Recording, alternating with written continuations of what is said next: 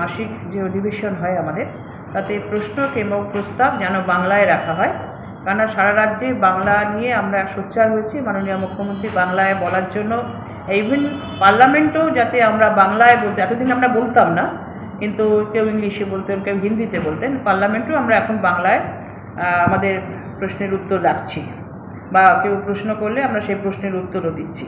সুতরাং এক্ষেত্রেও আমাদের অধিবেশনেও যাতে বাংলায় সবাই প্রশ্নের উত্তর দিতে পারে এবং সবাই রাখতে পারে, এবং যারা উত্তর দেবেন মাননীয় মেয়র এবং যারা এমআইসিরা উত্তর দেন তারাও যাতে বাংলায় উত্তর দেন, তার জন্য আমরা একটা অলরেডি নির্দেশ দেওয়া হচ্ছে আজকের অধিবেশন থেকে, এবং আগামী দিন আমাদের যে হোয়াটসঅ্যাপ গ্রুপ আছে সেখানেও আমরা এই নির্দেশ পালন করার জন্য আমরা সার্কুলার পাঠাবো। ওই সংশ্লিষ্ট কাউন্সিলরকেও নিশ্চয়ই বলে দিয়েছেন? যে সবাইকেই বলে দেওয়া হয়েছে, সুতরাং সবাই সেটা মেনটেন করবে।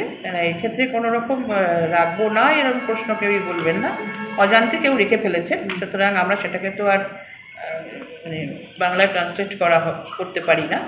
এক্ষেত্রে আগামী অধিবেশন থেকে আমরা এটাই মেনটেন করব।